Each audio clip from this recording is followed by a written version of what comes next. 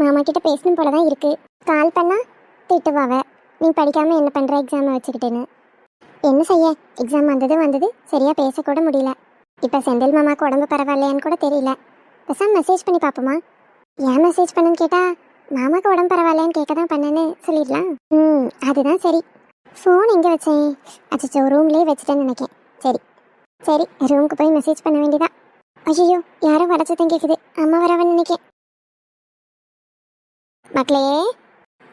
என்னம்மா? என்ன மக்கா செய்யற நீ? பார்த்தா தெரியலையோ, படிச்சுக்கிட்டு இருக்கேன். என்னத்த படிச்சாட்டி? சின்ன பிள்ளைல நீ படிக்கும் போதெல்லாம் கத்தி கத்தி ஊரே கூட்டுற மாதிரி படிப்பா. இப்போ என்ன படிக்கிறது சத்தமே கேட்க மாட்டேக்கு. சின்ன பிள்ளையா இருக்கும்போது அப்படி படிச்சாதான் மனசுல நின்னுச்சு, அதான் அப்படி படிச்சேன். இப்போ மனசுக்குள்ளேயே படிச்சாதான் நிக்கி. நல்லா நிக்கி போ. நீ சத்தம் போட்டு வாயை திறந்து படிச்சாதான் நீ படிக்கிறேன்னு அம்மைக்கு தெரியும். நீ சும்மா புத்தகத்தையே பார்த்துக்கிட்டு இருந்தா படிக்குதியா இல்லை வேற எதையும் யோசிச்சுட்டு சும்மா இருக்குதியான்னு நமக்கு எப்படி தெரியும்? ஏம்மோ, படிச்சுட்டு தாமா இருக்கேன். சின்ன வயசுல பள்ளிக்கூடத்துல அப்படி கத்தி கத்தி படிக்க சொல்லுவாவ. ஆனா காலேஜ்ல எல்லாம் அப்படி கத்தி கத்தி படிக்க கூடாது, மனசோட தான் படிக்கணும். நம்ம கத்தி கத்தி படிச்சா பக்கத்துல உள்ள பிள்ளைகளுக்கு தொந்தரவா இருக்கும்ல, அதான். சரி, கத்தி படிச்சா பக்கத்துல உள்ள பிள்ளைக்கு தொந்தரவா இருக்கும். இப்பதான் இங்க யாரும் இல்லையே, நீ நானும் தானே இருக்கோம். பிறவென்ன? அம்மா, அங்க ஒரு மாதிரி இங்க ஒரு மாதிரின்னு படிக்க வராதுல்லம்மா. நான் இப்போ அப்படியே மனசுக்குள்ளேயே படிச்சு பழகிட்டேன். என்னமோ சொல்றா. அம்மைக்கு ஒன்றும் தெரியாது, படிப்பு அறிவு இல்லாதவா, அதனால சொன்னா எல்லாம் நம்பிடுவான்னு தானே சொல்லுதா? ஐயா, அப்படியெல்லாம் ஒன்றும் இல்லைம்மா. யாருக்கு தெரியும்? ஆமா, படிக்கிற பிள்ளை நல்லா வெளிச்சத்தில் உட்காந்து படிப்பாகன்றிருக்கு. நீ என்ன இருட்டுக்குள்ளே இப்படி வந்திருக்கா? அதெல்லாம் ஒன்றும் இல்லை, வெளிச்சமாக தான் இருக்கு. எனக்கு கண்ணு நல்லா தான் தெரியுது. கண்ணு நல்லா தெரியுதுன்னு நீ சொல்றியா? கண்ணு ஒழுங்கா தெரியலன்னு தானே கண்ணில் சோடா புட்டியை மாட்டிட்டு உட்காந்துருக்கேன். அம்மா என்னம்மா, சின்ன வயசுல இருந்து சத்தானது தின்னு தின்னு தின்னுன்னு சொல்றேன். எங்க கேட்க அது வேண்டாம் இது வேண்டான்னு காய்கறி சேர்க்கறது இல்ல, கீரை சேர்க்கறது இல்ல, எல்லாத்தையும் ஒதுக்கி ஒதுக்கி வச்சா. இப்ப யாராவது நம்ம குடும்பத்துல கண்ணாடி போடுறாவளா? நீ மட்டும்தான் போட்டிருக்க. நம்ம ஆச்சி கூட கண்ணாடி போடுறது இல்லாட்டி, ஆனா நீ போட்டிருக்கா பாரு. ஆச்சி இன்னும் கொஞ்ச நாள்ல போடுவாவ. ஏடி, ஆச்சி போட்டாலும் அவிய வயசு என்ன உன் வயசு என்ன? அண்ணன் போட்டிருக்கானா? அக்கா போட்டிருக்காளா? இல்ல நான் போட்டிருக்கேன்னா அப்பதான் போட்டிருக்காவளா? நீ தான் போட்டுட்டு திரியிறா. சாப்பிடுனா ஒழுங்கா சாப்பிட்றதே இல்லை. பாக்குறவியெல்லாம் என்கிட்ட கேட்கறாவ, பிள்ளைக்கு சோறு போடுவியா, சோறு திம்பாலா, என்ன மெலிஞ்சிட்டே போறாளேன்னு. ஏம்மா, நான் மெலிஞ்சிட்டு போறேனா? இதெல்லாம் ஓவரா தெரியலையாமா? நான் நல்லா குண்டா தானே இருக்கேன். நீ எங்கிட்ட குண்டா இருக்கா? நல்லா என்ன மாதிரி ஆக வேண்டாமா? ஐயோ, உங்களை மாதிரிலாம் ஒன்றும் ஆக வேண்டாம். எனக்கு இருக்கிற உடம்பே போதும்பா. இனி ஏதாவது காய்கறி அது இதுன்னு விலைக்கு வச்சு பாரு, அப்ப இருக்கு உனக்கு. நல்லா திங்கணும்னு. நீங்க நல்லா சமைச்சு தாங்க, திங்க. ஆமா, குழந்தெல்லாம் நான் சமைச்சு தரணும். நான் செய்யறது பிடிக்கலன்னா நீ செஞ்சு திங்க வேண்டியதானே? ஏம்மா, நானே செஞ்சு திங்க கஷ்டமா இருக்குமா? ஏடி, இத்தனை வருஷம் உங்களுக்கு சோறு பொங்கி குழம்பு வச்சு வீட்டு வேலையை பார்த்து எல்லாத்தையும் படிக்க வச்சு ஆளாக்கி நிறுத்திருக்கனே. அப்போ எனக்கு வேலை பார்க்கும்போது எப்படி குழு குழுன்னா கிடந்திருக்கும்? எனக்கும் கஷ்டமாக தான் இருந்திருக்கும். பொறுத்து தானே எல்லாம் பார்த்துருக்கேன். நீங்கள் பார்த்துட்டிய, என்னால் முடியல. இப்படியே சொல்லிக்கிட்டு இருமா. ஏதாவது 2 வேலை சொன்னால் ஒரு வேலை தான் செய்யுது. நாளைக்கு மாமியாக்காரி போகிற இடத்துல கேட்பாள்ல, அப்போ தெரியும் அம்மையோட அருமை. அதெல்லாம் என் மாமியார் எனக்கு எதுவும் சொல்ல மாட்டாவே, எல்லாம் செஞ்சு தருவாவே. ஆமா ஆமா, செஞ்சு தருவாவ. மகாராணி வருவா, மகாராணிக்கு எல்லாம் செஞ்சு தரணும்னு தருவாவ. பாரு, ஆதிராக்கு நம்ம நினைக்கல, திடீர்னு அப்படி கல்யாணம் நடந்துட்டு. அவிய நல்ல பணக்காரவிய, அவிய வீட்டுல எல்லாத்துக்கும் ஆள் உண்டு. அதனால அவங்க அக்கா அங்க எந்த வேலையும் செய்யாம இருக்கா. அவியலும் அதே மாதிரி ரொம்ப நல்லவிய. அவியலுக்கும் ஒரே ஒரு பையன் தானே, பொம்பளை பிள்ளை இல்லையேங்கிற ஏக்கத்தை இவ தீர்த்து வைக்கிறனால ஒரு வேலையும் கொடுக்க மாட்டேக்காவ. உங்க அக்கால பார்த்து நமக்கும் அப்படிதான் வாழ்க்காமையும் கனவு கண்டுகிட்டு இருக்காத. உனக்கு எங்ககிட்ட எவ்வளவு நகை இருக்கோ அதுக்கு தகுந்த மாதிரி நம்ம குடும்பத்துக்கு ஏற்ற மாதிரி தான் ஒரு மாப்பிள்ளையை பார்த்து கட்டி கொடுப்போம். நீ இங்கே செய்யலனால அங்கே போய் செஞ்சு தானே ஆகணும். சரி, நீங்க அப்படியே கட்டி கொடுங்க. அது என்ன, எப்ப பாரு பிள்ளைங்கன்னாதான் அடுத்த வீட்டுல வேலை செய்யணுங்கிறிய. பையனா யாரும் அப்படி சொல்றதே கிடையாது. ஐயோ இலக்கியம்மா, நான் அப்படி சொல்ல வரல. நான் மத்தவிய மாதிரிலாம் கிடையாது. நம்ம வீடை சுத்தமா வைக்கணும்னா ஆம்பளை என்ன பொம்பளை என்ன எல்லாம் செய்யலாம், அதெல்லாம் ஒரு தப்பும் கிடையாது. ஏன் அப்படி பார்த்தா உங்க அப்பாவை நம்பிதான் நான் வந்தேன், உங்க அப்பாவை கல்யாணம் பண்ணிக்கிட்டேன். இத்தனை வருஷத்துல உங்க அப்பா எத்தனை நாள் சமைச்சு தந்திருக்காவ, வீடு கூட்டியிருக்காவ, பாத்திரம் விளக்கியிருக்காவ, எல்லாத்தையும் நீ கண்ணால பார்க்க தானே செஞ்சிருக்கா. பிள்ளைங்க தான் இந்த வேலையை செய்யணும், பசங்க தான் செய்யணும்னு ஒரு வேலையும் கிடையாதுமா. இப்போ அங்கே அடுப்பங்கரையில் பாத்திரம் கழுவாமல் கிடந்ததுன்னா யார் வீட்டில் கிடக்கு? நம்ம வீட்டில் தான் கிடக்கு. பார்க்க யார் வீடு அசிங்கமாக இருக்கும்? நம்ம வீடு தான் இருக்கும். சரி, உனக்கு முடியலையா அவன் புருஷன் கழுவட்டும், அதெல்லாம் ஒரு தப்பும் கிடையாது. உனக்கு முடியலையா அவன் புருஷன் கூட்டி தரட்டும், அது உங்களுக்குள்ள நீங்க புரிஞ்சு நடந்து ஆளுக்கு ஒரு வேலையை பிரித்து செஞ்சுட்டீங்கன்னா சந்தோஷம் தான். அதெல்லாம் அம்மா ஒன்றும் சொல்ல மாட்டேன். இப்போதான் நீங்கள் கரெக்டாக பேசியிருக்கீங்க. சரி சரி, பேசினா அந்தால பேசிட்டே நிற்பேன். கொஞ்சம் காய்கறி மட்டும் நறுக்கி கொடுமா. காய்கறி நறுக்கி கொடுக்கணுமா? ஐயம்மா, எனக்கு இன்னும் 2 நாள் பறிச்சேன். ஏட்டி 2 நாள் கிடக்குவல்ல, வா மா ப்ளீஸ்மா. ஏட்டி அம்மாக்கா காலையிலேருந்து படிச்சுட்டு தான் கிடக்கா. நான் ஏதாவது சொன்னேன்னா அம்மாக்கு குறுக்கெல்லாம் வளையுது. கொஞ்சம் காயை மட்டும் நறுக்கி தந்தா நான் மடமடன்னு சமைச்சிருவோம்ல. நம்ம தானே இன்னைக்கு ஹோட்டலில் வாங்கி சாப்பிடுவோமா? அடிக்கழுத ஒரு நாள் ஒரு வேலையை செஞ்சுட்டான்னா ஹோட்டல்ல திம்பமாங்க காசு என்ன மரத்திலேயே காய்க்கி நீ படிச்சு கிழிச்சதெல்லாம் போதும். காயை நறுக்கி கொடுத்துட்டு பிறகு நீ எவ்வளவு படிக்கிறியோ அதை மட்டும் பரீட்சைக்கு எழுது. காய் வெட்டுற நேரத்துக்கு நீ படிக்க படிப்பு ஒரு 20 மார்க் போனா பரவாயில்ல. வா, எல்லாத்தையும் எடுத்து அங்க வைப்பேன், வந்து வெட்டி தரணும் பாத்துக்க. அதானே எனக்கே எப்பயாவது தான் படிக்கணும்னு தோணும். அது தோன்றப்ப இப்படி வந்து கெடுத்துருங்க. ஐயோ கடவுளே, என்ன இன்னும் வரலையா? என்ன வாரேன் வாரேன்.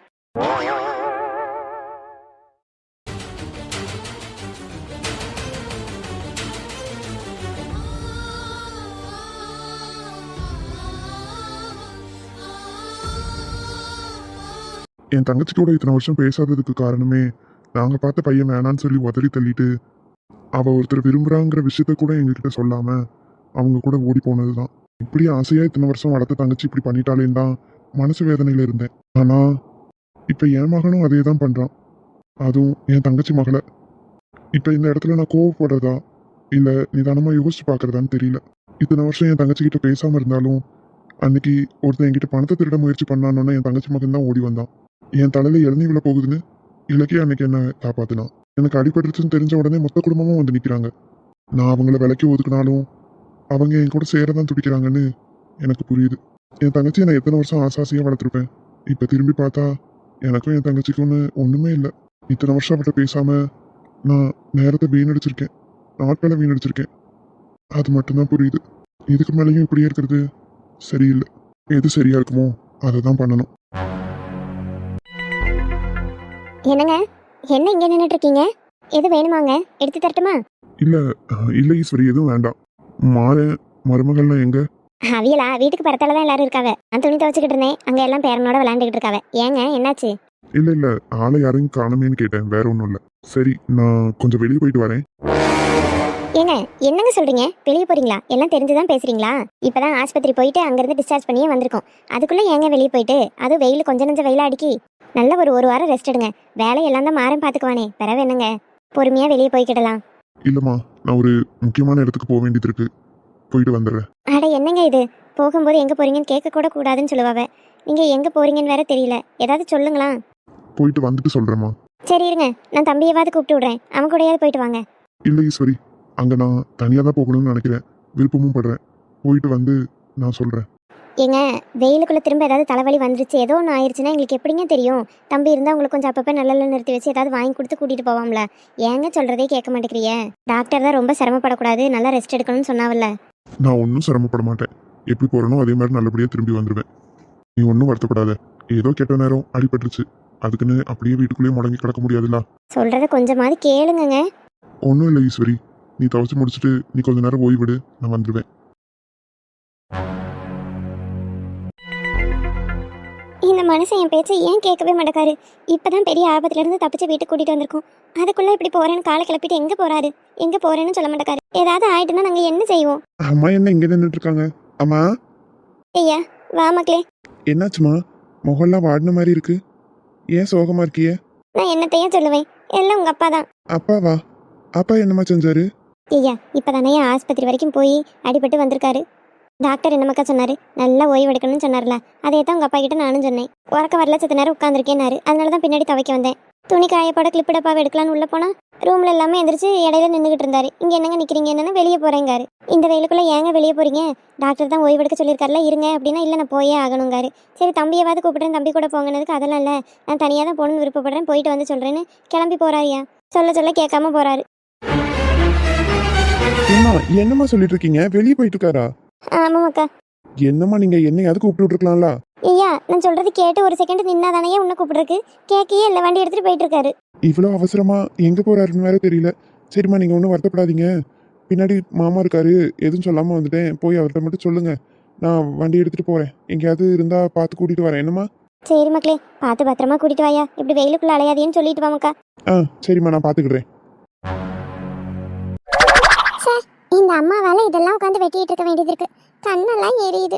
குயில பிடிச்சு கூண்டில் அடைச்சு கூவ சொல்லுகிற உலகம், மயில பிடிச்சு காலை உடைச்சு ஆட சொல்லுகிற உலகம், அதை எப்படி பாடுமையா, அதை எப்படி ஆடுமையா.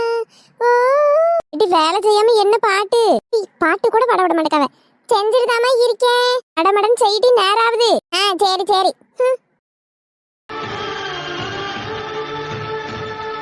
அம்மாடி மருமகளே. என்னது இது? மாமா மாதிரி இருக்கு.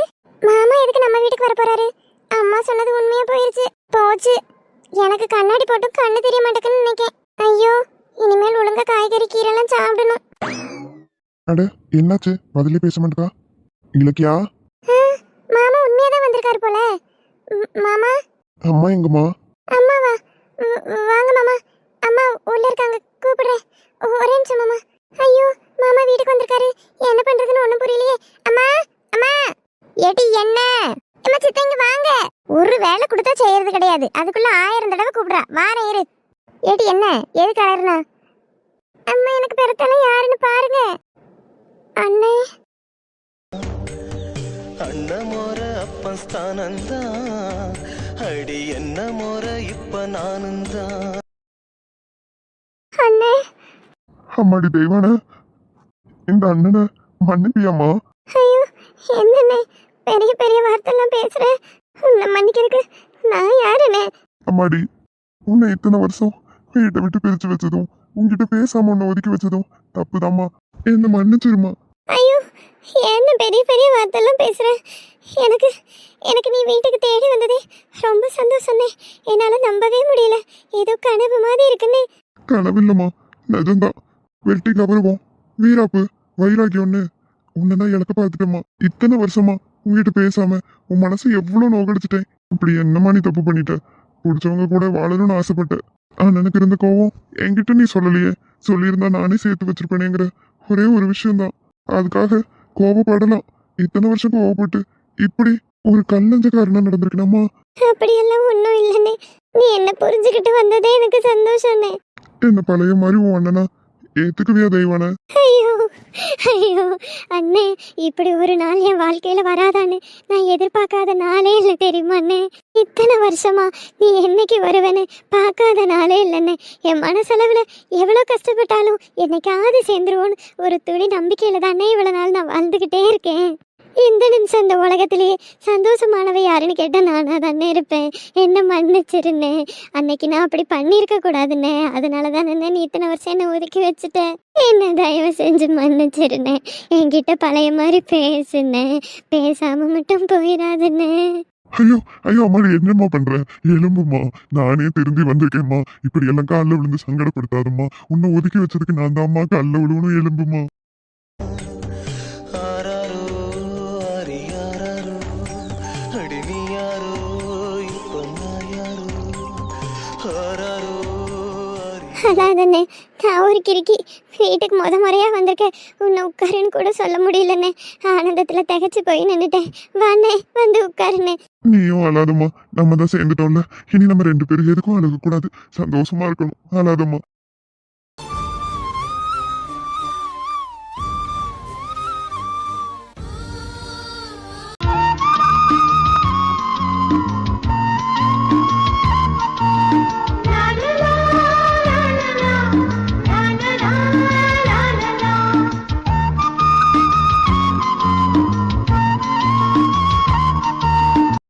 ஏமாரா, நீ அப்பா கூடயே வந்தியா? ஆஹா இல்லைக்க. அப்பா அம்மா கிட்ட வெளியே போகிறேன்னு மட்டும் சொல்லியிருக்காவ. எங்கே போகிறேன் என்ன ஏதுன்னு சொல்லலை.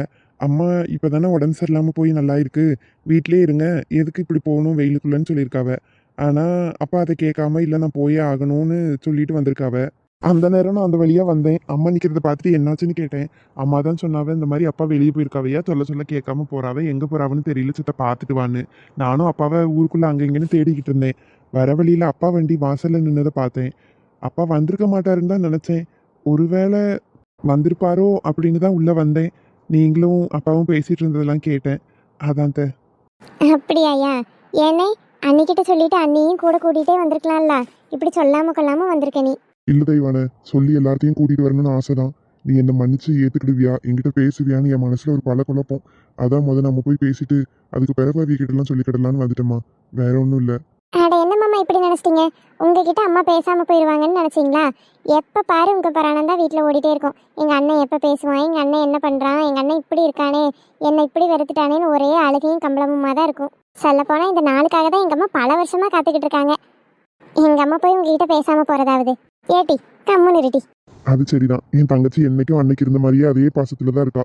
நான் தான் அது இதுன்னு கோவத்துல அவளை ஒதுக்கி வச்சிட்டேன். என் தங்கச்சி இப்படியே இருக்காளா கோவத்துல இருக்காளான்னு தெரியலையேம்மா. அதான் என்ன நடக்குமோன்னு யார்ட்டையும் சொல்லாம வந்தேன்.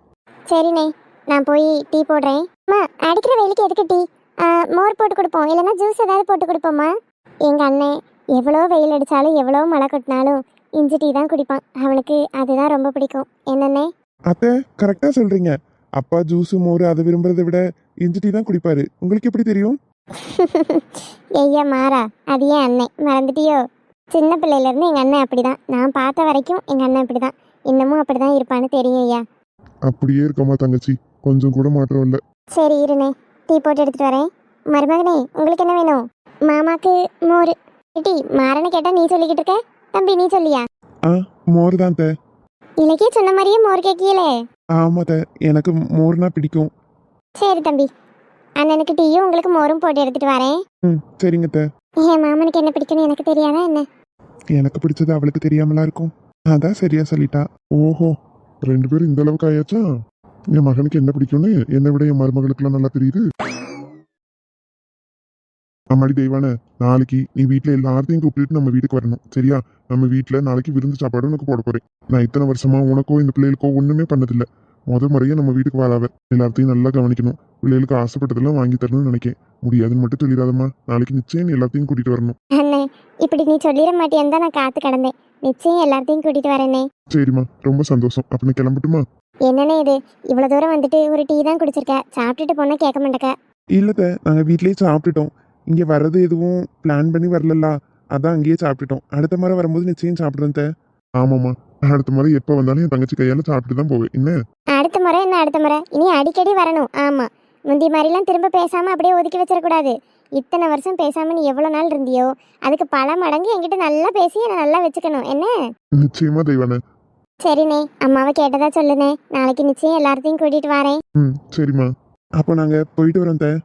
சரி மக்களே, பார்த்து பத்திரமா போயிட்டு வாங்க. அப்பாவை கொஞ்சம் பார்த்துக்கையா, உடம்பு சரியில்லாமல் இருக்கான்ல. அப்பப்போ மாத்திரை எதுவும் பார்த்து கொடு. ம், சரி த, பார்த்துக்கிறேன். அண்ணே, நீயும் ஒழுங்காவே சொல்கிறதுல கேளு. இப்படி அங்கேயும் இங்கேயும் லாந்திட்டு இருக்கக்கூடாது வெயிலுக்குள்ளே, சரியா? நீரை ஓய்வெடு, நான் வந்து அப்பப்போ ஒன்று பார்த்துக்கிடுறேன். சரிம்மா. இந்த பாரு, இப்போதான் நீ என்கிட்ட பேசவே ஆரம்பிச்சிருக்க. இன்னும் பேச நமக்கு பல வருஷம் வேணும். நீ உன் உடம்பு நல்லபடியாக பார்த்து நல்லா இருந்தாதான் என் கூட நீ பேசி நல்லா சந்தோஷமா இருக்க முடியும். அதுக்காகவையாவது உன் உடம்பு நீ பார்த்துக்கணும். நிச்சயம் பார்த்துக்கிறேம்மா. சரி தெய்வான, போயிட்டு வரேன். மருமகளே, போயிட்டு வரேன். மாமா வாய் நிறைய மருமகளேன்னு சொல்லும்போது நல்லா இருக்குல்ல? இதே மாதிரி எங்கள் கல்யாணத்துக்கும் 2 குடும்பமும் ஒத்துக்கிட்டு எங்களை ஏற்றுக்கிட்டாங்கன்னா ரொம்ப சந்தோஷமா இருக்கும். அப்பா என்ன அவளை பேசும்போதெல்லாம் பேர் சொல்லியே கூப்பிடாம மருமகளை என்ன விசாரிக்கிறாவ? சரி, எப்படியோ நம்ம எப்படியாவது சேர்த்து வைக்கணும்னு நினச்சோம், அவரே சேர்ந்துக்கிட்டாரு. ரொம்ப சந்தோஷமா இருக்கு. அம்மாடி, என்ன சொன்னது கவனிக்கலையோ? கவனிச்சு மாமா. சரி மாமா, பார்த்து போயிட்டு வாங்க, உடம்பு பார்த்துக்கோங்க மாமா. சரிம்மா. அத்தை போயிட்டு வரேன். இலக்கியா போயிட்டு வரேன். சரிப்பா. சரிங்க மாமா.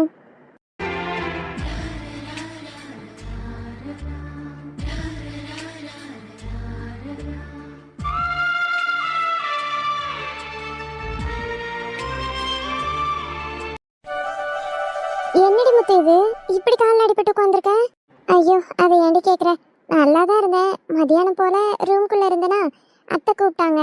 என்னன்னு கேட்குறக்கு வேகமாக நடந்தேனா, அங்கே யாரோ எண்ணெய் கொட்டி வச்சுருக்காங்க தெரியாமல். அதான் காலை வச்சு வலிக்கு விழுந்துட்டேன்டி. தெரியாமல் எண்ணெய் கொட்டி வச்சுருக்காங்களா? இப்போ தெரியாமல் தண்ணி கொட்டி வச்சுருந்தா கூட பரவாயில்ல. எண்ணெய் யாரே அங்கே போய் கொட்டினது? கிச்சனில் ஏதோ கொட்டியிருந்தா கூட கை தவறி கொட்டியிருக்குன்னு சொல்லலாம். ரூமுக்கு நடந்து போகும்போது கொட்டிருச்சுங்கிற? ஆமாண்டி, அப்படிதான் கொட்டி இருந்துச்சு. எனக்கு என்னமோ சந்தேகமா இருக்கு. இதுல என்னடி சந்தேகம்? சரி, அந்த எண்ணெய் யார் கொட்டினாங்கன்னு சொன்னாங்களா? இல்லடி, யார் கொட்டினாங்கன்னா தெரியல. ஆக மொத்தத்துல நான் வலிக்கு விழுந்த உடனே இவர் தான் என்னை தூக்கிட்டு ஹாஸ்பிட்டல் போனாரு. ஏண்டி, வந்து கூட அது யார் கொட்டினாங்கன்னு கேட்க மாட்டியா? நான் விழுந்த இடத்துல இவரு, அத்தை, நானு, அப்புறம் அந்த ஸ்வேதா எல்லாரும் தான் இருந்தோம். தாமரை மட்டும்தான் இல்லை, விளையாட போயிட்டா வெளியே. எனக்கு தெரிஞ்சு விளையாடுத்தனமா அவ தான் எதுவும் கொட்டி வச்சிருப்பான்னு நினைக்கிறேன். அதை கொட்டிட்டு துடைக்காம எங்ககிட்டயும் சொல்லாம விளையாட போயிருப்பா. அதை தான் நான் கவனிக்காம விழுந்துட்டேன்னு நினைக்கிறேன். நீ ஏன் எப்படி நினைக்கிற? தாமரை கொட்டினா சொல்லாம இருப்பாளா? அவ என்ன சின்ன குழந்தையா? கொட்டிட்டோன்னு சொல்றது கூடவா தெரியாம இருக்கா? அப்படி இல்லடி, விளையாடுற அவசரத்துல ஏதாவது போயிருக்கலாம்ல. அப்படி என்ன முத்து அவசரம் வந்துட போகுது? ஒன்று தாமரை கொட்டியிருந்தா நிச்சயம் தொடச்சிருப்பா. அப்படி இல்லைன்னா யார்கிட்டயா தொடங்கினாவது சொல்லியிருப்பாளே. நீ ஏண்டி இப்போ சிஐடி மாதிரி விசாரிச்சுட்டு இருக்க? எல்லாம் உனக்காக தாண்டி. முன்னாடி நார்மலாக எப்பயும் போல இருந்துச்சுன்னா நான் இதை இவ்வளோ பெருசாக யோசிச்சிருக்க மாட்டேன். இப்போதான் உங்கள் வீட்டிலே ஒரு பைத்தியக்காரி வந்திருக்காளே. பைத்தியக்காரியா? ஆமாடி, அந்த ஸ்வேதா. அவள் சும்மாவே உன்னையும் அண்ணனையும் பிரிக்கணும் அப்படின்னு பிளான் பண்ணுறான்னு சொன்னேன். அதை வீட்டில் சொல்லிடினாலும் சொல்ல மாட்டேங்கிற, அண்ணன்கிட்ட சொல்லிடினாலும் சொல்ல மாட்டேங்கிற. அதனால தான் நான் இவ்வளோ யோசிக்கிறேன். ஒருவேளை அவள் தான் கொட்டி வச்சிருப்பாளோ என்னமோன்னு. இல்லடி, அவள் கொட்டி வச்சிருக்க மாட்டா. அதை எப்படி நீ கான்ஃபிடென்ட்டாக சொல்கிற? தெரியாமல் யார் மேலேயும் பழி போடக்கூடாதுல்ல இலக்கியா. தாமரை மேலே மட்டும் சொன்னேன். அவள் சின்ன பிள்ளை, அதனால விளையாட்டுத்தனமாக பண்ணியிருப்பான்னு நினச்சேன். பழி ஒன்றும் போடலை, எனக்கு அப்படி தோணுச்சு, அதான் சொன்னேன். இல்லடி, எனக்கு தெரிஞ்சு நிச்சயமாக இது அவள் வேலையாக தான் இருக்கும். முதல்ல அது யார் கொட்டினதுன்னு கண்டுபிடிடி. நீ தான் கேட்கல, அண்ணனமா கேட்கல. ஏண்டி, என்ன இவரை ஹாஸ்பிட்டல் கூட்டிகிட்டு போகிறேன்னு தூக்குனப்ப அத்தை என்ன சொன்னாங்கன்னா, நம்ம ஊரில் ஒரு பாட்டி நல்லா நீவி விடுவாவல்ல, அந்த சுளுக்கு பிடிக்கலாம். ஆமாம், பங்கஞ்ச பாட்டி. அவியக்கிட்ட போய் நீவி பார்ப்போம், கேட்கலன்னா பிறகு ஆஸ்பத்திரி போவோன்னு சொன்னாவ. அதுக்கே இவியலுக்கு கோவம் வந்துட்டு, என் பொண்டாட்டி இப்படி கஷ்டப்பட்டுட்டு இருப்பேன், என் கண்ணு முன்னாடி அழுதுகிட்டு இருப்பா, நான் பார்த்துட்டு இருக்க முடியுமா, நான் ஆஸ்பத்திரிக்கே கூட்டிகிட்டு போகிறேன், நீவெல்லாம் வேண்டான்னு சொல்லி கூட்டிகிட்டு போயிட்டாவ. ஓஹோ, சரி, யார் இங்கே கொட்டினதுன்னு கேட்குறியா? கேட்டாவ, அத்தை நான் இல்லைன்னு சொல்லிட்டாவ. அவள் பேசவே இல்லை. ஏண்டி முத்து, நீ சும்மாவாத அண்ணன்கிட்ட இதெல்லாம் சொல்லி வைடி. இவ இந்த மாதிரி உங்கள் மேலே ஆசைப்படுறா, என்கிட்டயே வந்து உங்களை அடையணும்னு சொல்கிறா, நம்மளை பிரிப்பேன்னு சொல்கிறான்னு சொல்லலாம்ல. நீ சொன்னாதானே முத்து அவரும் கொஞ்சம் ஜாக்கிரதையாக இருப்பார். அவருக்கும் இவளோட புத்தி தெரியும். நான் அதை ஒரு கட்டத்தில் அவர்கிட்ட சொல்லணும்னு முடிவு பண்ணிட்டேன்டி. அன்னைக்கு சொல்லணும்னு நினைக்கும் போது தான் இவர் ஒரு உண்மையை சொன்னார். என்ன உண்மையை சொன்னார்? ஸ்வேதாவும் இந்த மாதிரி அவங்க மாமாவுக்கு ஒரே ஒரு பொண்ணாமாண்டி. ரொம்ப செல்லமாக சின்ன வயசுலேருந்து வளர்த்துருக்காங்க. ஸ்வேதாவோட அப்பாவுக்கு அங்கே கடன் தொல்லை அதிகமாயிருச்சான். அவர் நிறையா அது இதுன்னு கடன் வாங்கி செலவு பண்ணி அதை அடைக்க முடியாமல் லாக் ஆகிட்டாங்க போல். சின்ன வயசுலேருந்து இவ்வளோ செல்லமாகவே வளர்த்தனால கடன் வாங்குறது, இந்த மாதிரி கடனில் இருக்கிறதுன்னு எதுவுமே இவகிட்ட காட்டிக்காம தான் இருந்திருக்காங்க. இப்போ அவள் அங்கேயே வீட்டில் இருந்தால் கடன் இருக்குன்னு தெரிஞ்சிடும் அப்படிங்கிறனால தான் அவளை இங்கே அனுப்பியே வச்சுருக்காங்க. இந்த உண்மை இவளுக்கே தெரியாதான், எங்கள் அத்தைக்கு மட்டும்தான் தெரியும் போல். எங்கள் அத்தைக்கிட்ட அவங்க மாமா ஃபோன் பண்ணி இதெல்லாம் சொல்லி வருத்தப்பட்டிருக்காங்க. இவங்க ஒரு நேரத்தில் பணம் இல்லாமல் ரொம்ப கஷ்டப்பட்டப்போ அவங்க மாமா தான் கொடுத்து எல்லாம் உதவி செஞ்சுருக்காராம். அதனால் இவர் என்கிட்ட இந்த மாதிரி ஒரு பிரச்சனை, அன்னைக்கு எங்களுக்கு அவர் உதவி செய்யலைன்னா நாங்கள் இப்போ நல்ல நிலைமைக்கு வந்திருக்க மாட்டோம். இன்றைக்கி அவருக்கே ஒரு கஷ்டங்கும்போது எனக்கு பார்க்கவே கஷ்டமாக இருக்குது. அதனால் அவள் இன்னும் கொஞ்ச நாள் இங்கே இருப்பா, அவள் எதுவும் விளையாட்டுத்தனமாக பண்ணா நீ பெருசாக எடுத்துக்காத அப்படின்னு சொல்லி சொன்னார். அப்போ எனக்கு மனசு கேட்கலடி. அப்படி பார்த்தா எங்கள் அப்பா எத்தனையோ நாள் குடிச்சிட்டு எங்கேயோ விழுந்திருக்காரு. எங்கள் வீட்டில் அவ்வளோ கஷ்டம். எங்கள் அம்மா தனியாக தானே என்னை பார்த்துக்கிட்டாங்க. அந்த மாதிரி தான் அவங்க வீட்லேயும் இப்போ ஒரு கஷ்டம். அது அவளுக்கே தெரியலங்கிறனால தான் இப்படி அது இதுன்னு ஏதாவது பண்ணிகிட்டு இருக்கா. அவளுக்கும் தெரிஞ்சால் ரொம்ப வருத்தப்படுவாள்ல. நான் எங்கள் வீட்டில் பல நாள் கஷ்டமாக இருக்குது, கடனாக இருக்குன்னு அழுதுருக்கேன். அந்த நிலமையில் அவள் இருக்கான்னு தெரியாமல் கூட அவள் இருக்கா. அதை நினைக்கும் போது எனக்கு அது, இந்த சூழ்நிலையில் நான் போய் இவர்கிட்ட சொல்லி ஒருவேளை கோவத்தில் இவர் வெளியே போன்னு சொல்லிட்டாருன்னா பாவம் தானடி அவ.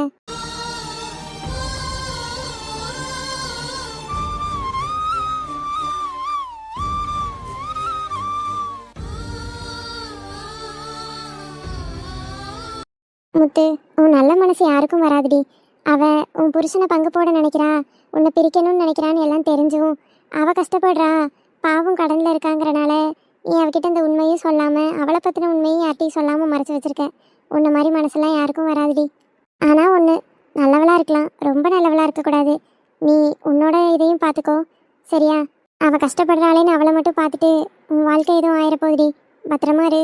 அவள் சின்ன பிள்ளைடி நம்மளை விட. அப்படி என்ன பண்ணிட போகிறா? ஒன்றும் நடக்காது, பார்த்துக்கலாம். நீ நல்லா இருந்தால் எனக்கு சந்தோஷம்தான்டி. நல்லா இருப்போண்டி. ஆமாம், நீ வந்த கதையை இன்னும் சொல்லவே இல்லை. என்ன திடீர்னு பார்க்க வந்திருக்க? படிச்சிட்டியா எல்லாத்தையும்? படிப்பை விட முக்கியமான விஷயம்டி. அது என்னடி? ஆமாம், படிப்புன்னு ஒன்று தான் ஞாபகம் வருது. கால் வேற அடிபட்டிருக்குல்லடி. பரீட்சைக்கு வந்துடுவியா? அதெல்லாம் ஒன்றும் இல்லை இலக்கியா. எக்ஸாமுக்கு முன்னாடி நாள் கட் ஆகுத்துக்கலான்னு சொல்லியிருக்காங்க.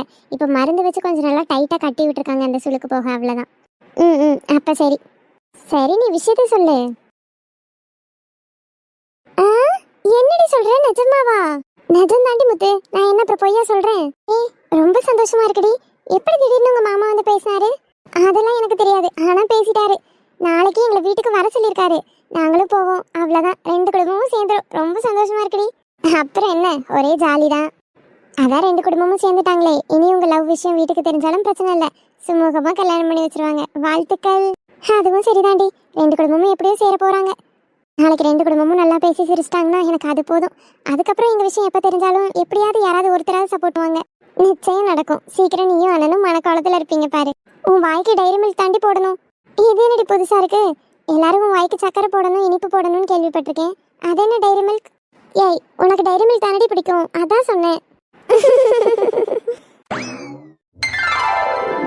ஏப்பா, எங்கப்பா போனீங்க? இந்த மாதிரி நேரத்துல வீட்டுல ரெஸ்ட் எடுக்க வேண்டியதானப்பா? ஐயா, என்னையா அது? பாரு, உன்னை தேட ஒரு ஆளை அனுப்பி வச்சிருக்கு. டாக்டர் தான் ஓய்வு எடுக்க சொல்லியிருக்காவல்ல, நீ நல்லா ஓய்வு எடுக்க வேண்டியதானையா? வேலை எதுவும் இருந்துன்னா தம்பிட்ட சொல்லியிருக்கலாம்ல, தம்பி போய் பார்த்துட்டு வந்திருப்பான்ல. நல்லா கேளுங்கத்த, நான் எவ்வளவோ சொன்னேன், கேட்கவே இல்லை. இருங்க இருங்க, ஏன் அப்பாவெல்லாம் கேள்வி மேல கேள்வி கேட்டுட்டு இருக்கீங்க? கேட்காம என்னெல்லாம் செய்வாவ? வீட்டுல ரெஸ்ட் எடுக்க சொல்லியிருந்து இப்படி வெளியே வெயில்ல சுத்திட்டு இருந்தா அப்புறம் கேட்க மாட்டாவளோ? அப்பா ஒரு முக்கியமான இடத்துக்கு போயிருக்காவ. அவிய எந்த இடத்துக்கு போனாவன்னு தெரிஞ்சா எல்லாரும் சந்தோஷப்படுவிய. சந்தோஷப்படுவோமா? அப்படி எங்கேயா போனா? ஆச்சி, அப்பா உங்க மக வீட்டுக்கு போனாரு. என்னையா சொல்ற? என் மக வீட்டுக்கு போனானா? ஆமா ஆச்சி, அப்பா அங்கதான் போனாவ. அங்க இருந்து தான் அப்பாவை கூட்டிட்டு வந்திருக்கேன். அப்பா அத்தையே மன்னிச்சு ஏத்துக்கிட்டாவ. என்னன்னு சொல்ற? எப்பா அப்படியா? ஆமா மக்களே, தம்பி சொல்றது உண்மைதான். நான் உங்க அத்தை வீட்டுக்கு தான் போயிட்டு வரேன். அவ வீட்டுக்கு போனாரா? அவளைதான் இவருக்கு பிடிக்கவே செய்யாதே. ஏங்க, உண்மையாவே அவ வீட்டுக்கு தான் போனீங்களா? ஆமாமா, அவ வீட்டுக்கு தான் போயிட்டு வந்தேன். ஏன் இப்படி சந்தேகத்தோட கேட்கா? இல்ல, நீங்க தான் பேச மாட்டீங்களே, அதான் கேட்டேன். அம்மா அதெல்லாம் நேத்து வரைக்கும், இன்னையில இருந்து அப்பா பேசியாச்சு. அப்பா ஏன் பேசினாவே எதுக்கு பேசினாவன்னுலாம் எனக்கு காரணம் தெரியாது. அப்பாவை காணலன்னு போயிட்டு இருந்தேன். அப்பா வண்டி அத்தை வீட்டு வாசல்ல நின்றுட்டு இருந்துச்சு. இங்க எப்படிடா வந்துச்சுன்னு ஒரு சந்தேகத்தோட தான் உள்ள போனேன். உள்ள போனா அண்ணனும் தங்கச்சியும் அழுது பாசமலையை பகிர்ந்துகிட்டு இருக்காவ. சும்மா இல்ல. ஆசமலையே பகிர்ந்தாவளா? என்ன மக்கள் சொல்லுதா? அட ஆமா ஆச்சி, என்ன மன்னிச்சிருங்கன்னு அத்தை கேட்கறதும் என்ன மன்னிச்சிருமான்னு அப்பா சொல்றதும் அடடா பார்க்கவே கண்கொள்ளா காட்சி தான் போங்க. ஒரு வழியா அண்ணனும் தங்கச்சியும் பல வருஷத்துக்கு பிறகு ஒன்று சேர்ந்தாச்சு. நாளைக்கு எல்லார்த்தையும் நம்ம வீட்டுக்கு வர சொல்லியிருக்காவ. அப்படியா மக்கா? ஆமாமா, இது வரைக்கும் நம்ம தங்கச்சி பிள்ளைகளுக்குன்னு ஒண்ணுமே செஞ்சது இல்லல்ல. அதான் எல்லாத்தையும் நாளைக்கு வீட்டுக்கு வர சொல்லியிருக்கேன். விருந்து மாதிரி போட்டு சந்தோஷமா குடும்பமா உட்காந்து சாப்பிடலாமா? சரி மக்களே, இந்த மாதிரி நீ என்னைக்கு சொல்ல மாட்டேன். ரெண்டு குடும்பமும் என்னைக்கு சேரும்னு நானும் அவளோட தான் ஏன் காத்திருந்தேன். ஏமா, உங்களுக்கு தங்கச்சி மேல இருந்த கோவம் போயிட்டா? அதெல்லாம் எப்பவோ போயிட்டியா? நீ பேசாம இருந்த உடனே தான் நானும் அப்படியே இருந்துட்டேன். இப்ப நீயே பேசிட்ட, எனக்கு என்ன மக்களே? ஏன் ஆச்சி, நல்ல நேரத்துல இப்படிலாம் அழக்கூடாது. ஏல, அது ஆசைக்கு ஆனந்த கண்ணீர். ஆனந்தமா இருந்தா சரி ஆச்சி. இனிமேல் கண்ணீர் கவலைன்னு எதுவும் கிடையாது. அதான் ரெண்டு குடும்பமும் சேர்ந்தாச்சுல, ஒரே சந்தோஷம் மட்டும்தான்.